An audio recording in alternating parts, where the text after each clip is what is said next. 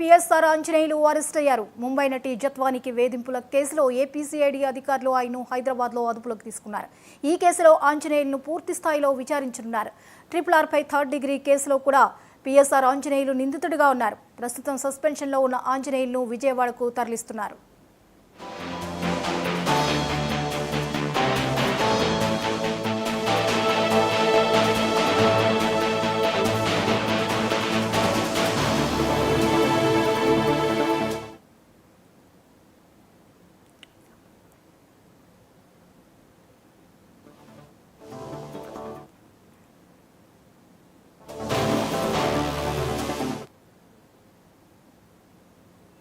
IPS అధికారి PSR Anjaneyulu arrest అయ్యారు. ముంబై నటి జత్వానికి వేధింపుల కేసులో ఏపీసీఐడీ అధికారులు ఆయన్ను హైదరాబాద్లో అదుపులోకి తీసుకున్నారు.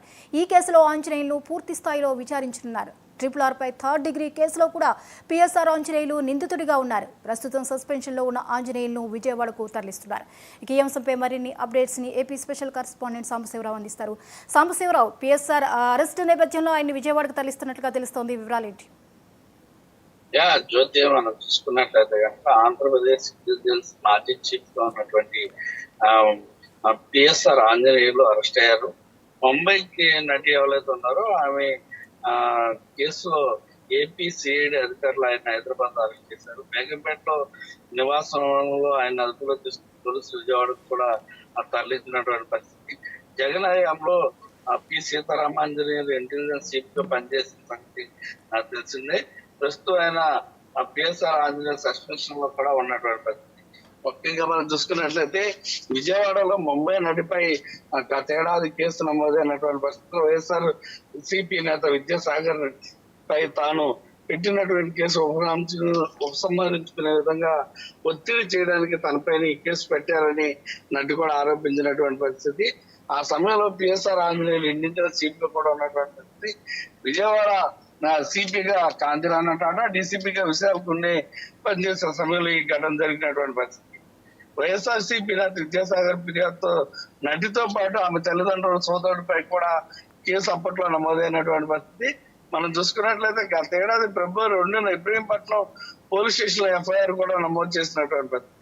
ఫిబ్రవరి 3న ముంబైలో నటితో పాటు ఆమె తల్లిదండ్రులను అరెస్ట్ చేసి విజయవాడకు తీసుకొచ్చినటువంటి పరిస్థితి.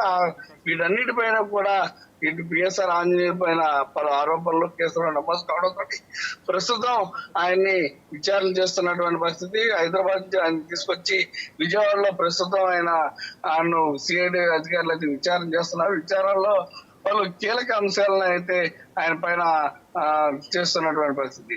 ముఖ్యంగా అసలు ఈ యొక్క వ్యవహారంని అంటే నటి జత్వాని ముంబై నటి వ్యవహారానికి సంబంధించి అసలు ఎందుకు ఇలా చేయాల్సి వచ్చింది, ఇలా చేయడానికి కారణాలు ఏంటి, ఏమన్నా రాజకీయ ఒత్తిళ్ళు ఉన్నాయా, ఉన్నట్లయితే కనుక రాజకీయ ఒత్తిళ్ళు వెనక ఉన్నటువంటి వ్యక్తులు ఎవరు, రాజకీయంగా ఎవరు ఈ యొక్క అధికారాన్ని దుర్వినియోగం చేశారు అనే దానిపైన కూడా పూర్తి విచారణ చేస్తున్నట్టుగా కూడా తెలుస్తుంది. అంటే ముఖ్యంగా గత ప్రభుత్వంలో పెద్దలుగానే ఎవరన్నా ఉన్నట్లయితే కనుక వారిపైన కూడా చర్యలు తీసుకోవాల్సి ఉంటుంది. కాబట్టి అలాంటి వారు ఎవరైనా ఉన్నారా, అటు అధికారులు ఉన్నారా, లేక ప్రభుత్వంలో ఉన్నటువంటి ఒక స్థాయి నేతలు ఉన్నారా ఏంటి అనే అంశాలన్నింటినీ కూడా కూలంకషంగా పూర్తిగా కూడా విచారణలో అడుగుతున్నటువంటి పరిస్థితి. వీటన్నిటిపైన కూడా ఓకే అనుకున్నట్లయితే కనుక వారిపైన కూడా కేసులు నమోదు చేసేటటువంటి అవకాశం కూడా ఉంటుంది. అంటే పిఎస్ఆర్ ఆంజనేయులు ఇచ్చేటటువంటి స్టేట్మెంట్ పైన మిగిలిన వారు అంటే ఇంకా ఎవరైనా దోషులు ఉన్నారా లేరా అనేది కూడా పూర్తిగా తెలిసేటటువంటి అవకాశం ఉంటుంది. జ్యోతి, అంటే ఇప్పుడు పిఎస్ఆర్ అరెస్టు తర్వాత దీన్ని మరికొంతమంది ఈ ప్రస్తుత ప్రభుత్వ కక్ష సాధింపు చర్యగా కూడా మాట్లాడుతున్నటువంటి కొన్ని స్టేట్మెంట్స్ మనకి మీడియాలో కనిపిస్తున్నాయి. మరి ఈ స్టేట్మెంట్స్ని ఎలా చూడొచ్చు? దీన్ని మనం చూసుకున్నట్లయితే కూటమి ప్రభుత్వం డిఫెండబుల్ చేసుకున్నటువంటి పరిస్థితి మనం చూస్తున్నాం. ఎందుకంటే కూటమి ప్రభుత్వం కూడా ఒక క్లారిటీగా చెప్తున్నటువంటి పరిస్థితి. గత ప్రభుత్వంలో చేసినటువంటి తప్పిదాలు ఏవైతున్నాయో వాటన్నింటినీ కూడా మేము సరిచేస్తున్నాం తప్ప ఎక్కడా కూడా కక్షపూరితమైనటువంటి చర్యలకు పాల్పడేటటువంటి అవకాశం లేదు. అప్పట్లో కూడా ఎవరైతే దురుసుగా ప్రవర్తించి అప్పుడు అధికారం ఉంది కదా అని చెప్పేసి అధికారాన్ని దుర్వినియోగం చేశారో వారిపైన మాత్రమే మేము చర్యలకు ఉపక్రమిస్తున్నామంటూ కూడా వాళ్ళు చెప్పడం జరుగుతుంది. అదేవిధంగా ఎక్కడా కూడా కక్షపూరితమైనటువంటి చర్యలకు పాల్పడేటటువంటి అవకాశం లేదు. ఎందుకంటే వచ్చినటువంటి కంప్లైంట్స్ అలాంటివి, అక్కడ ఉన్నటువంటి పరిస్థితులను బట్టి ఇలాంటి అన్నింటినీ కూడా కేసులు గతంలో అంటే ఇన్ని తప్పిదాలు జరగడం వల్ల ఇన్ని కేసులు ఇప్పుడు బయటపడుతున్నాయంటూ కూడా వారి కూటమి ప్రభుత్వంలో ఉన్నటువంటి నాయకులు చెప్తున్నటువంటి పరిస్థితి.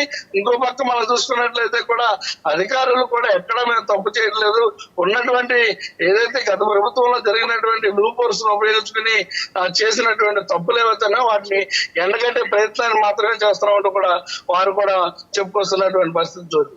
Right, thank you సోమశివరావు.